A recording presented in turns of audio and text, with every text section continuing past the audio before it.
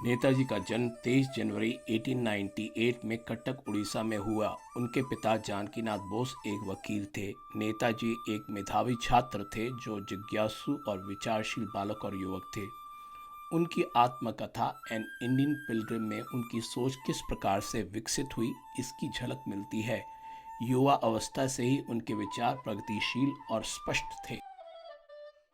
नेताजी के अनुसार क्योंकि अंग्रेज़ों ने सबसे पहले अपना प्रभुत्व बंगाल में जमाया, इसलिए बंगाल पर अंग्रेज़ी कला, साहित्य, विज्ञान और संस्कृति का सबसे अधिक प्रभाव पड़ा। बंगाल में सबसे अधिक जागृति फैली। रूढ़िवाद सोच को चुनौती सबसे पहले बंगाल में मिली। एक और पश्चिमी सभ्यता और संस्कृति ने हिंदुओं को नई सोच रखने पर विवश किया, दूसरी ओर अपनी प्राचीन सभ्यता और संस्कृति के प्रति विश्वास और गौरव रखने की प्रवृत्ति को जन्म दिया। हिंदू समाज आत्मचिंतन और मंथन करने के लिए विवश हुआ और कुरीतियों और अंधविश्वास को त्यागने के लिए प्रेरित भी हुआ। उस समय ईसाई धर्म के प्रचार से हिंदू धर्म पर गहरा प्रहार किया जा रहा था, इसलिए बंगाल के बुद्धिजीवियों और प्रबुद्ध नागरिकों ने ईसाईयत की अच्छाइयों को और अंग्रेजी सोच और विचारधारा को समझकर अपने धर्म में अनेक परिवर्तन किए। नेताजी पर रामकृष्ण परमहंस, स्वामी विवेकानंद, श्री अरविंदो घोष, लोकमान्य तिलक जैसे महान पुरुषों के विचारों का प्रभाव पड़ा। नेताजी पर रामकृष्ण परमहंस के विचारों का प्रभाव पड़ा। रामकृष्ण परमहंस ने कहा था, स्वर्ण यानी धन और काम भावना को त्याग दो। नेताजी की हिंदू धर्म, योग और आध्यात्मिक ज्ञान में अधिक रुचि थी। वो इन विषयों पर किताबें पढ़ते और साधु संतों और महात्मा पुरुषों से मिलते। नेताजी को युवा अवस्था में अपने अंधविश्वासों से मुक्ति पाने के लिए स्वामी विवेकानंद से बहुत प्रेरणा मिली थी। स्वामी विवेकानंद का कहना था कि वेदांत दर्शन और विज्ञान के सिद्धांतों में कोई विरोधाभास नहीं था। नेताजी मैट्रिक में पूरे बंगाल में दूसरे स्थान पर आए थे। पढ़ाई में वे बहुत प्रतिभाशाली थे।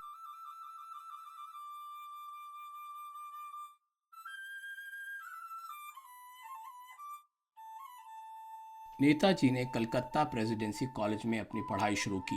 इस कॉलेज में बहुत से छात्र विद्रोही और क्रांतिकारी प्रवृत्ति के थे। स्वामी विवेकानंद के विचारों से प्रभावित होकर वहाँ के छात्र हिंदू धर्म और राष्ट्रीयता की धारणाओं में समन्वय करना चाहते थे। नेताजी पर श्री अरविंदो घोष की विचारधारा का बहुत प्रभाव पड़ा था। श्री अरविंदो घोष भारत की पूर्ण स्वतंत्रता के हिमायती थे।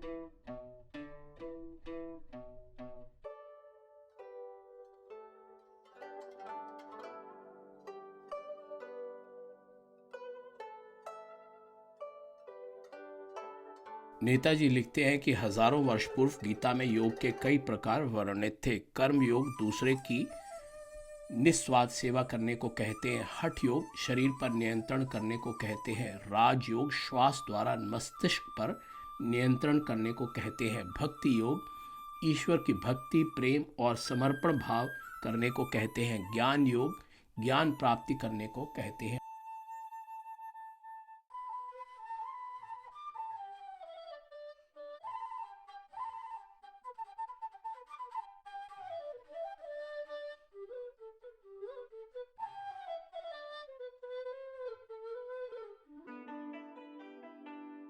नेताजी लिखते हैं कि श्री अरबिंदो द्वारा कहा गया निम्नलिखित कथन उन्हें बहुत अच्छा लगा। श्री अरबिंदो ने कहा, मैं तुम सब नौजवानों को महान बनना देखना चाहता हूँ। अपने लिए महान नहीं बनो, भारत के लिए महान बनो।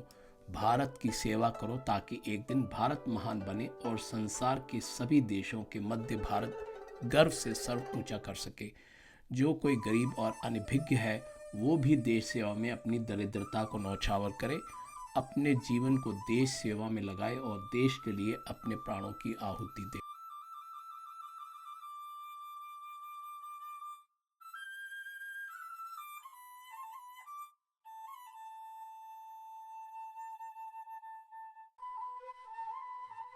नेताजी लिखते हैं कि उन्हें दरिद्र लोगों को और भिखारियों को देखकर बहुत दुख होता था। नेताजी कॉलरा से पीड़ित रोगियों की सेवा भी करते थे। नेताजी को छात्र जीवन में हिंदू धार्मिक स्थानों पर यात्रा करने का अवसर मिला।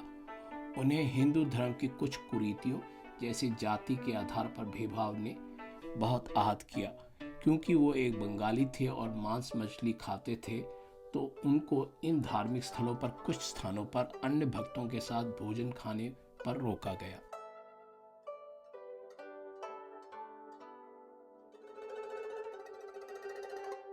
नेताजी लिखते हैं कि क्षतिग्रस्त राष्ट्रीय सम्मान का जीर्णोद्धार और राष्ट्र का पुनर्निर्माण अहिंसा से नहीं मिल सकता। कॉलेज के दौरान दो घटनाओं ने नेताजी की सोच को विकसित किया। अंग्रेज़ों का भारतीय नागरिकों से दुर्व्यवहार और प्रथम विश्व युद्ध। अंग्रेज सैनिक और नागरिक भारतीयों से बदसलूकी और बदतमीजी करते थे। उनके अशिष्ट व्यवहार से लोग बहुत नाराज थे। नेताजी इन अशिष्ट अंग्रेज़ों से बहस करते और उनके अभिमान को चुनौती देते थे। उन्हें यह एहसास हो गया था कि अंग्रेज़ अपने आप को भारतीयों से उच्च और श्रेष्ठ समझते हैं। नेताजी लिखते हैं कि अंग्रेज भारतीयों से हर जगह बदसलूकी और बदतमीजी करते थे। उनके अशिष्ट व्यवहार से स्थानीय भारतीय लोग बहुत नाराज थे। ज़्यादातर भारतीय जवाब में चुप रहकर अंग्रेज़ों के अत्याचार को सहन करते थे। इस अशिष्ट व्यवहार से त्रस्त कुछ स्थानीय लोगों ने अंग्रेज़ों से मारपीट करनी शुरू कर दी, क्योंकि शिकायत करने पर पुलिस अंग्रेज़ों का ही साथ देती थी। जब स्थानीय भारतीय प्रतिकार करने लगे तो अंग्रेज पीछे हटने पर विवश हो गए। अंग्रेज़ों को यह एहसास हो गया था कि स्थानीय लोग अब चुपचाप ऐसा बर्ताव नहीं सहेंगे। इस कारण अंग्रेज़ों को मजबूर होकर अपने तौर तरीके बदलने पड़े। नेताजी लिखते हैं कि भारतीयों को यह एहसास हो गया था कि अंग्रेज शिष्ट भाषा नहीं बल्कि भाषा समझता है। इस समझ और अनुभूति से प्रेरित होकर बंगाल में क्रांतिकारियों ने हिंसा का मार्ग अपनाना शुरू किया था। नेताजी मानते थे कि स्वतंत्र भारत के निर्माण में सेना की एक अहम भूमिका होगी। जो राष्ट्र अपनी सुरक्षा अस्त्र शस्त्र और पराक्रम से नहीं कर सकता, वो हमेशा दूसरों का दास बन जाता है, जैसे भारत अंग्रेजों का गुलाम बन गया।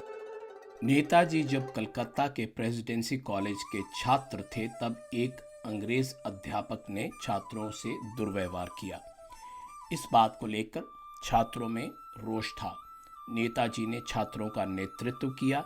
इसके कारण उन्हें कॉलेज से 1916 में निलंबित किया गया और फिर निकाल दिया गया। लेकिन नेताजी अडिग रहे। इस घटना ने नेताजी की चेतना को और जगाया। उन्हें यह एहसास हो गया था कि अंग्रेज भारत में मनमानी कर रहे हैं और उनको चुनौती देनी होगी। नेताजी कलकत्ता के प्रेसिडेंसी कॉलेज से निष्कासित होने के बाद कटक लौट आए। वो सामाजिक कार्यों में अपना समय यापन करने लगे। उन्होंने अस्पृश्यता के विरोध में और दलितों के कल्याण में अपनी भूमिका निभाई। उनके समय में भी दुर्गा पूजन बहुत उल्लास से गांवों में मनाई जाती थी। नेताजी लिखते हैं कि इस परंपरा से गांव में काफी नागरिकों को रोजगार मिलता था और पूरा गांव इसमें सम्मिलित भी होता था। नेताजी ने कलकत्ता के प्रेसिडेंसी कॉलेज से निष्कासित होने के 2 साल बाद फिर कलकत्ता में कॉलेज में पढ़ाई शुरू करी। इस बार उन्होंने भारतीय टेरिटोरियल आर्मी की यूनिवर्सिटी शाखा में प्रशिक्षण लिया। कॉलेज की पढ़ाई समाप्त करने के बाद नेताजी 1919 में लंदन में कैम्ब्रिज यूनिवर्सिटी में पढ़ाई करने के लिए गए। कलकत्ता यूनिवर्सिटी के कॉलेजों में तो छात्रों को कोई आज़ादी नहीं थी। अंग्रेजी गुप्तचर सेवा और पुलिस छात्रों पर कड़ी नज़र रखती थी, लेकिन लंदन में अंग्रेजी पुलिस छात्रों से बहुत अच्छे से पेश आती थी। छात्रों को हर विषय पर अपनी बात कहने और विद्रोह प्रदर्शन करने का पूरा हक था। नेताजी ने लंदन में भी अंग्रेज़ों को भारतीयों के साथ भेदभाव करते देखा और ऐसा भेदभाव खुद भी अनुभव किया। सितंबर 1920 में नेताजी ने इंडियन सिविल सर्विसेज ICS की कठिन परीक्षा में चौथा स्थान पाकर उसे क्लियर किया, लेकिन उन्हें लगा कि वो इस प्रेस्टिजियस सेवा के सदस्य बनकर भारत की सेवा नहीं कर सकेंगे। नेताजी लिखते हैं कि वो एक शोषण करने वाले राजतंत्र का हिस्सा नहीं बन सकते थे। नेताजी ने ICS सेवा का बहिष्कार करने का निर्णय लिया। उनके परिवारजनों ने, शुभचिंतकों ने और कई अंग्रेज़ों ने भी उनसे आग्रह किया कि वो ऐसा ना करें, लेकिन नेताजी अपने फैसले पर अडिग रहे। नेताजी कहते थे कि मौलिक सिद्धांतों से किए गए समझौते उचित नहीं होते।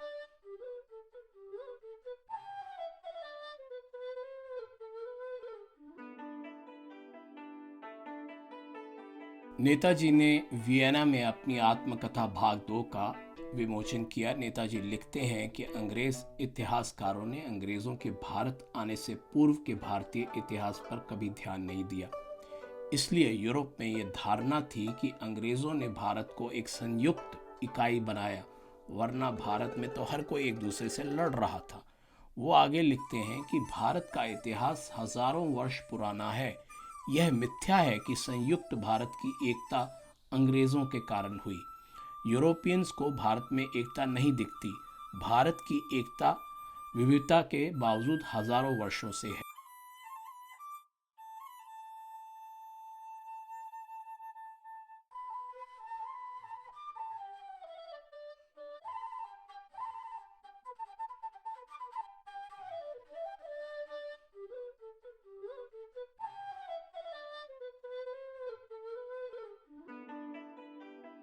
नेताजी लिखते हैं कि भारत में विविधता में एकता हजारों वर्षों से है। पूरे भारत में अंग्रेजों के शासन से गुस्सा और आक्रोश है।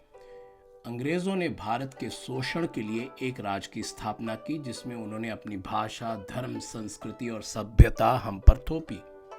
लेकिन हर जगह अंग्रेजों ने देश को तोड़ने, बांटने और विभाजन करने का प्रयास किया। आज देश के हर कोने में बगावत के सुर हैं। भारत ने सभी विदेशियों और विदेशों से आए पीड़ितों का स्वागत किया है। इसलिए हमें कभी भी देश में भिन्नता से कोई समस्या नहीं रही। हिंदू धर्म ने पूरे भारत को एक कड़ी में पिरोया है। सभी हिंदू भारत को अपनी पवित्र भूमि मानते हैं।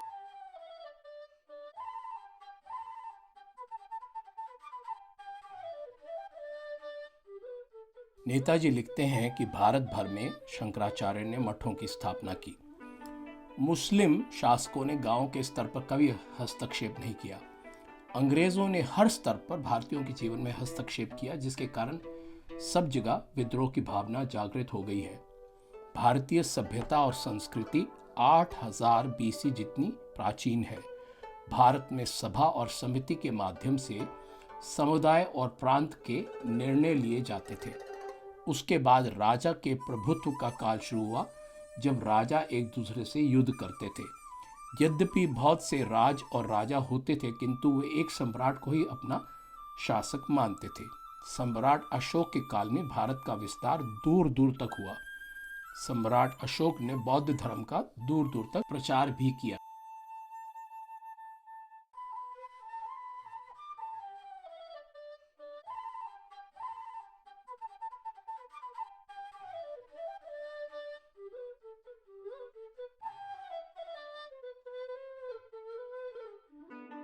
बौद्ध धर्म का प्रभाव इसलिए कम हुआ क्योंकि वेदांत का दर्शन जनमानस को भाया।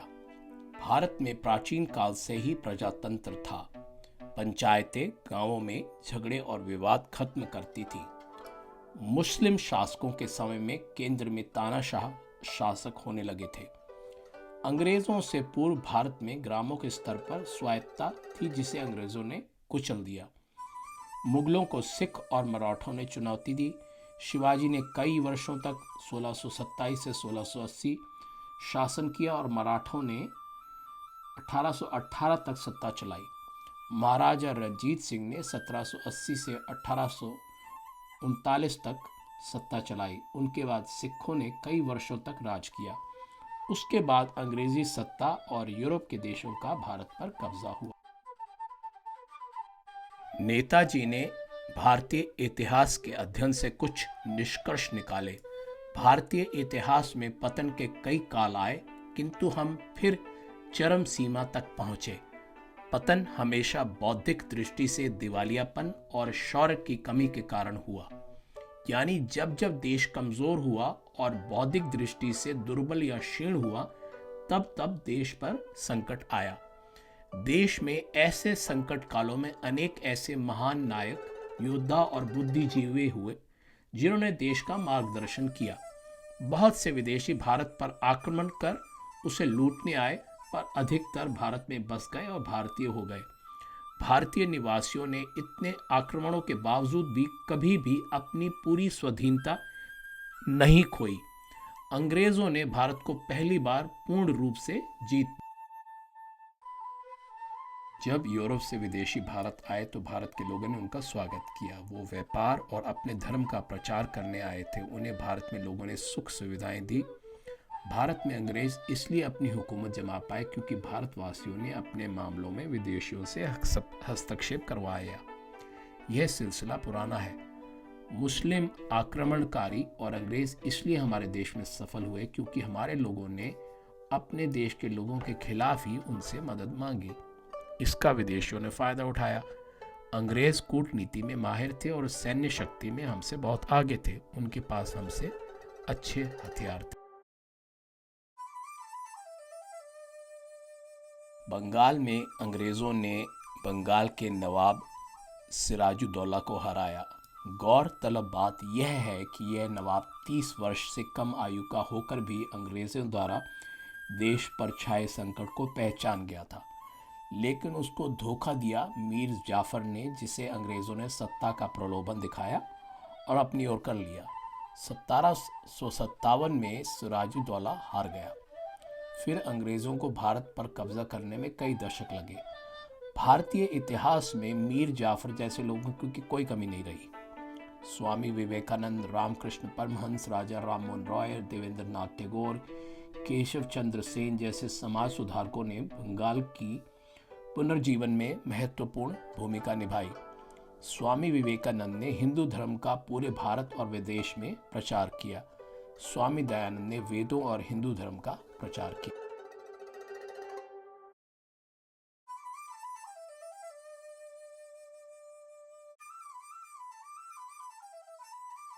नेताजी की आत्मजीवनी द इंडियन स्ट्रगल 1920 टू 1934 में नेताजी अपनी भूमिका और देश में स्वतंत्रता संग्राम के विषय में लिखते हैं। उनके लेखन में उनकी सोच और देश में उस समय जो कुछ हो रहा था उसके विषय में भीतर से जानकारी मिलती है। भारतीय इतिहासकारों ने अपनी सुविधा और विचारधारा अनुसार सत्य को असत्य और असत्य को सत्य बनाकर पेश किया, लेकिन इस आत्मकथा से उस समय के काफी पात्रों के विषय में जानकारी मिलती है। यह भी साफ हो जाता है कि जिन व्यक्तियों को आज के भारत में महान नायक की भूमिका मिली वो उतने बड़े नायक नहीं थे। नेताजी ने गांधी जी, मोतीलाल नेहरू और जवाहरलाल नेहरू, जिन्ना और डॉक्टर अंबेडकर पर अपनी राय रखी। क्योंकि नेताजी की दृष्टि में कांग्रेस ने ही स्वाधीनता संग्राम में प्रमुख भूमिका निभाई थी, इसलिए उनके अनुसार अंबेडकर और जिन्ना जैसे व्यक्तियों को अधिक तूल देना गलत था। उनके अनुसार जिन्ना और अंबेडकर को अंग्रेजों ने जानकर कांग्रेस को कमजोर करने के लिए तूल देकर और बड़ा नेता बनाकर प्रस्तुत किया, जबकि सच्चाई में दोनों बड़े नेता नहीं थे। नेताजी के लेखन से यह साफ होता है कि अंबेडकर और जिन्ना अंग्रेजों के इशारों पर बहुत सारे काम कर रहे थे। नेताजी लिखते हैं कि 1907 में कांग्रेस में विभाजन हो गया था और राष्ट्रवादी या उग्रवादी विचारधारा वाले व्यक्तियों को निष्कासित कर दिया गया था। लोकमान्य तिलक को अंग्रेजों ने बर्मा में कैद कर लिया था। पौंडीचेरी में फ्रांस का कब्जा था और श्री अरबिंदो पौंडीचेरी में अपनी मर्जी से रहने लगे थे। 1917 में मॉन्टेग्यू चेम्सफोर्ड रिपोर्ट आई, जिसके बाद 1919 में गवर्नमेंट ऑफ इंडिया एक्ट 1919 आया। इससे भारतीय खुश नहीं थे। गांधी जी के नेतृत्व में इसका विरोध हुआ। 1919 में पंजाब में जनरल डायर के आदेश पर अंग्रेजों के अत्याचार से देश में बहुत रोष था। तुर्की के टुकड़े करने से मुसलमानों में रोष था। भारत में व्यापार करने ब्रिटिश, फ्रेंच, डच और पोर्चुगीज आए और उन्होंने देश के अलग अलग भागों पर कब्जा कर लिया था। अफगानिस्तान, तिब्बत और नेपाल अंग्रेजों के अधीन नहीं हुए। ऐसा क्यों हुआ? 1905 में रूस में क्रांति आई। 1905 में साउथ अफ्रीका में बोअर वॉर हुई। 1920-21 में आयरलैंड में क्रांति आई। नेताजी लिखते हैं कि कांग्रेस की स्थापना 1885 में हुई। महात्मा गांधी उसके वर्चुअल डिक्टेटर थे। 1929 में गांधी की रजामंदी के बिना कोई भी व्यक्ति कांग्रेस वर्किंग कमेटी में स्थान नहीं पा सकता था। कांग्रेस में दक्षिणपंथी गुट था जो जमीन सुधार, आर्थिक नीतियों में, मजदूर और पूंजीपतियों के संबंधों में, जात के मामलों में तथा भारत की पूर्ण आज़ादी के विषय में गांधी से विपरीत राय रखता था। जवाहरलाल नेहरू यूं तो अपने को सोशलिस्ट घोषित कर चुके थे, पर वो गांधी के भक्त और अनुयायी यानी लॉयल फॉलोअर थे। 1906 में मुस्लिम लीग बनी। उसके प्रतिकार में हिंदू महासभा का गठन हुआ। पंडित मदन मोहन मालवीय कांग्रेस में थे, लेकिन हिंदू महासभा में भी सक्रिय थे। इसके अतिरिक्त अन्य सांप्रदायिक पार्टियां जैसे Anglo Indians, Indian Christian, Sikhs और डिप्रेस क्लासेस की पार्टियां थीं। यह सब पार्टियां केवल अपने संप्रदाय के लिए ही काम करती थी, देश हित के लिए नहीं। मद्रास की जस्टिस पार्टी जो ब्राह्मण विरोधी थी, वो अंग्रेजी सरकार के पक्ष में काम करती थी। दलितों का एक बहुत बड़ा वर्ग राष्ट्रवादी था और कांग्रेस के साथ काम करता था। नेताजी लिखते हैं कि अंग्रेज डिवाइड और रूल सिद्धांत के अंतर्गत कांग्रेस को कमजोर करने की नीति का पालन कर रहे थे। इसके अंतर्गत 1930 में तथा उसके बाद डॉक्टर अंबेडकर और जिन्ना जैसे नेताओं का नेतृत्व भारत पर थोपा गया। अंग्रेजों ने अंबेडकर का सहारा लेकर कांग्रेस और उसके नेताओं को नीचा दिखाने का पूरा प्रयास किया। मुसलमानों को कांग्रेस से दूर करने के लिए जिन्ना का प्रयोग किया गया। अंग्रेज अपनी ज़रूरत अनुसार इस प्रकार के नेताओं को आगे लाते और उनको अपने अखबारों द्वारा पब्लिक के सामने लाकर प्रसिद्ध बनाते। जलियांवाला बाग हादसे में पंजाब में अत्याचार करने वाले सर माइकल ओडायर और जनरल डायर पर कोई कार्रवाई नहीं की गई थी। गांधी ने बंगाल के नेताओं की अनदेखी कर 1919 में इंडिया एक्ट का स्वागत किया था, लेकिन 1922 में गांधी जी ने एक अंग्रेजी जज के सामने इसका विरोध किया। उन्होंने कहा कि अंग्रेज़ों की बात पर उन्होंने विश्वास किया, लेकिन अंग्रेज़ केवल भारत को लूटने में और भारत को गुलाम बनाने में लगे हुए थे। कहाँ तो 1919 में गांधी अंग्रेज़ों के वफादार थे, लेकिन 1920 में वो अंग्रेज़ों के विरुद्ध बोलने लगे थे। नेताजी लिखते हैं कि गांधी जी जानते थे कि 1920 की कांग्रेस अधिवेशन में उनका विरोध होगा, इसलिए उन्होंने अपनी स्थिति मजबूत करने के लिए खिलाफत के मुस्लिम नेताओं से समझौता कर लिया था। गांधी का विरोध चित्तरंजन दास, पंडित मदन मोहन मालवीय और एनी बेसेंट ने 1920 के कांग्रेस अधिवेशन में किया। गांधी के समर्थन में मोतीलाल नेहरू थे। तिलक जब तक जीवित रहे वो ये कहते थे कि हमें अंग्रेज़ों की हर नीति का विरोध या समर्थन मेरिट पर करना चाहिए। गांधी अब अंग्रेज़ों का विरोध कर रहे थे। नागपुर अधिवेशन से पूर्व कांग्रेस अपनी सरकार की मांग अंग्रेजी साम्राज्य के अंदर रहकर कर रही थी, जिसे बाद में कांग्रेस ने पूर्ण स्वराज में बदला। गांधी ने स्वराज को यह कहकर परिभाषित किया कि स्वराज अंग्रेजी साम्राज्य के नीचे रहकर और अगर संभव हो तो उसके बाहर रहकर भी अपनी सरकार चलाना है। गांधी ने 1920 में कांग्रेस में दक्षिणपंथियों को किनारे पर रखा। तिलक के निधन के बाद कांग्रेस में और कोई नेता गांधी जितना कदावर नहीं था। उस समय गांधी के मुख्य सहयोगी थे नेहरू पिता और पुत्र चित्तरंजन दास, विट्ठल भाई और Vallabh Bhai Patel, Lala Lajpat Rai, NC Kelkar, doctor Moonje Shri Abhyankar, doctor Rajendra Prasad, Shri Prakasam, Rajagopalachari, Ali बंधु, मौलाना आजाद और डॉक्टर अंसारी। नेताजी लिखते हैं कि बहुत से वकीलों ने अपनी वकालत छोड़कर देश के लिए काम करना शुरू किया, जिसमें प्रमुख मोतीलाल नेहरू और चित्तरंजन दास थे। कांग्रेस ने शराब, नशाबंदी और अस्पृश्यता के विरुद्ध आंदोलन चलाए। नेताजी ने मई 1921 में इंडियन सिविल सर्विस को छोड़ दिया। भारत लौटकर वो गांधी जी से मिले। गांधी जी से उन्होंने कई प्रश्न पूछे। गांधी जी के उत्तर से नेताजी पूरी तरह संतुष्ट नहीं थे। एक साल में कैसे पूर्ण स्वराज मिलेगा, इसका गांधी जी ने कोई उत्तर नहीं दिया। बोस के अनुसार गांधी जी की योजना में देश की स्वाधीनता कैसे मिलेगी, इस पर कोई स्पष्टता नहीं थी। गांधी ने बोस को चित्तरंजन दास से मिलने को कहा। 1921 तक भारत में कई हड़तालें और शांतिपूर्ण विद्रोह हुए थे। उस समय जब गांधी अंग्रेज सरकार का विरोध कर रहे थे तो दूसरी ओर कुछ भारतीय सरकार के साथ सहयोग कर मंत्रिमंडल में शामिल हो गए थे।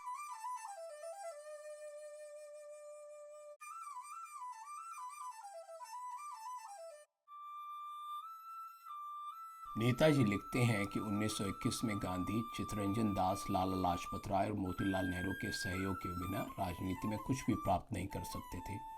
महात्मा गांधी ने कई बड़ी भूलें की जिन्हें नेताजी ब्लंडर मानते थे। नेताजी लिखते हैं कि अगर गांधी इन बड़े नेताओं से सलाह मशवरा कर कदम आगे बढ़ाते तो सारी गलतियां नहीं होती। नेताजी ने लिखा कि भारत में उस समय मेधावी और प्रभावशाली नेताओं की कोई कमी नहीं थी, किंतु कांग्रेस की वर्किंग कमेटी में केवल वही नेता सम्मिलित हो सकते थे जो व्यक्तिगत रूप से गांधी के प्रति निष्ठा रखते थे।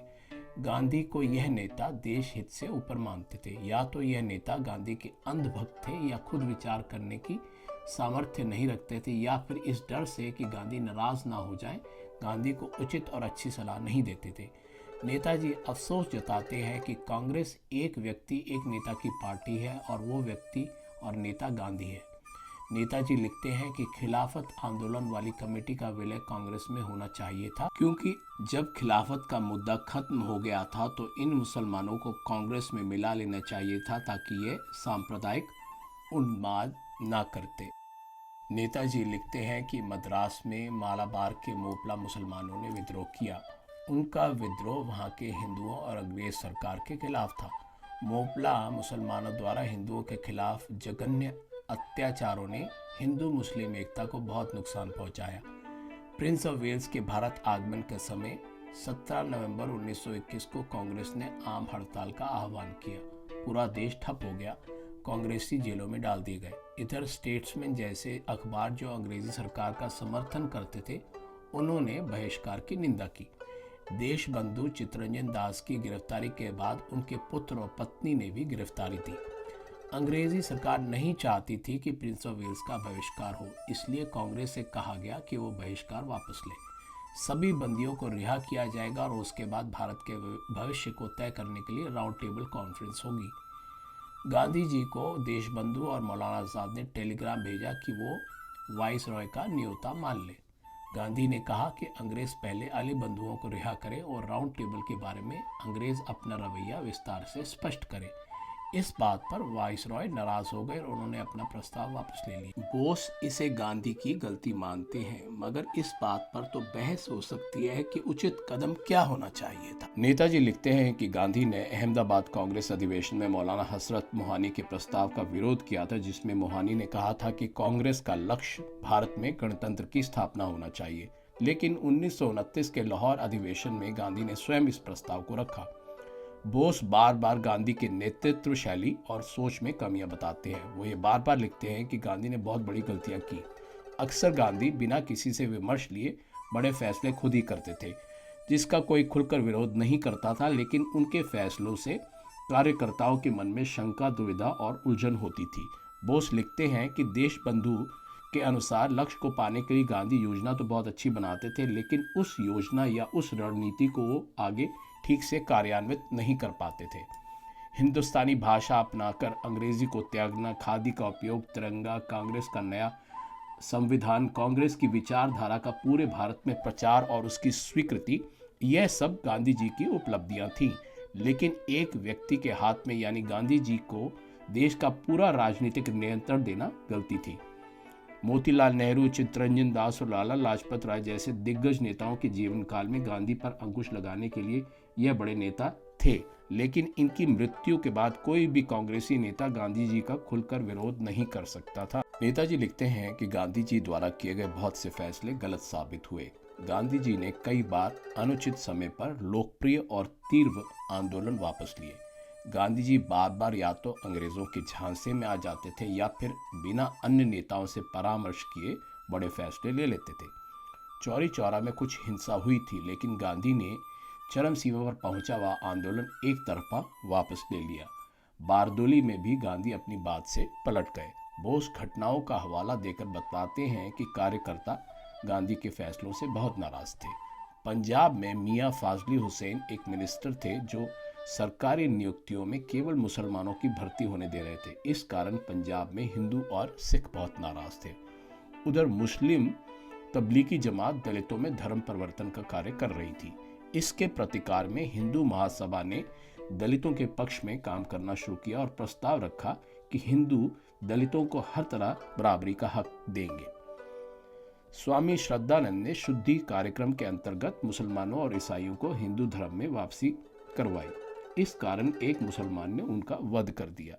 देशबंधु ने बंगाल में मुस्लिम और हिंदू विवाद को खत्म करने के लिए मुसलमानों को अधिक हक और सुविधाएं दी, जो कि उनकी संख्या के अनुपात से बहुत अधिक थी। इसको कांग्रेस के अन्य लोगों ने स्वीकृति नहीं दी। नेताजी गांधी जी के फैसलों में त्रुटियां बताते हैं, लेकिन भारत की हिंदू जनता गांधी जी को एक संत महात्मा मानती थी। गांधी जी के प्रति जितना प्रेम भाव, श्रद्धा और विश्वास जनता में था, उस समय कोई और नेता उनकी बराबरी नहीं कर सकता था। गांधी जी ने ही कांग्रेस को एक अखिल भारतीय शक्तिशाली पार्टी बनाया था। बोस लिखते हैं कि गांधी किसी दक्षिणपंथी विचारधारा के नेताओं से कोई खास संबंध नहीं रखते थे।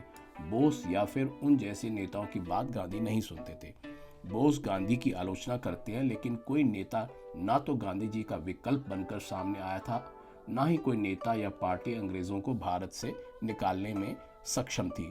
अंग्रेज भारत छोड़ने को तत्पर नहीं थे। आतंकवादी गतिविधियों पर अंग्रेज काबू पाने में पूर्णतः सक्षम थे। भारतीय नागरिक ही अंग्रेजों की फौज, पुलिस और प्रशासन को चलाते थे, लेकिन भारतीय नागरिकों की वफादारी देश के साथ नहीं थी, बल्कि अंग्रेजों के साथ ही थी। उस समय बोस या किसी और कांग्रेसी नेता ने भारतीय फौज और पुलिस के जवानों को अंग्रेजों के खिलाफ बगावत करने के लिए नहीं कहा था। गांधी कई बार जेल गए, बोस को भी जेल भेजा गया। उस समय बोस सहित कोई भी भारतीय नेता अंग्रेजों से टक्कर लेने के लिए भारतीयों को हिंसा के लिए या शस्त्र उठाने के लिए प्रेरित नहीं कर रहा था। संवैधानिक ढंग से और बिना हिंसा के वो अपनाए तरीकों से अंग्रेज भारत छोड़ने को तत्पर नहीं थे। बोस उस समय इतने लोकप्रिय नेता नहीं थे और ना ही उनके पास कोई और विकल्प था जिसे वो गांधी जी के विकल्प बन सकते। बोस लिखते हैं कि अंग्रेजों की भारत छोड़ने की कोई मंशा नहीं थी। गांधी को कांग्रेस से कोई चुनौती नहीं दे सकता था। सभी नेता, जिनका बाद में खूब गुणगान हुआ, गांधी जी को उचित सलाह नहीं दे पाते थे। इधर अंग्रेजों ने जिन्ना और अंबेडकर जैसे नेताओं को बड़ा बनाकर पेश किया। अंबेडकर से गांधी जी ने समझौता किया। हिंदू एकता के लिए हिंदू नेताओं ने उसका कोई विरोध नहीं किया। गांधी ने मुस्लिम तुष्टिकरण किया और राष्ट्रवादी मुस्लिमों ने भी मुस्लिम लीग की नाजायज मांगों का समर्थन किया, जिसके कारण हिंदुओं में रोष बढ़ा। अंग्रेज Anglo Indians, Christians, depress caste, Sikh और मुस्लिम नेताओं को खूब उकसाते थे और ये नेता केवल अपने समुदाय का भला सोचते थे, ना कि देश का। दलितों में सबसे बड़ा वर्ग कांग्रेस के साथ था। राष्ट्रवादी मुस्लिम नेता जिन्ना और मुस्लिम लीग की नाजायज मांगों के हिमायती बन गए, जिसके कारण हिंदू नेताओं को विरोध में उतरना पड़ा। बोस की आत्मकथा को पढ़कर यह कहीं नहीं लगता कि देश के किसी भी नेता को इस बात का एहसास या समझ थी कि देश को कैसे एक सूत्र में बांधकर एकता से यह लड़ाई जीती जाए। हर समुदाय के नेता सिर्फ अपने समुदाय का भला करना चाहते थे। नेपाल और अफगानिस्तान कभी भी अंग्रेजों के गुलाम नहीं बने। कोई तो कारण होगा।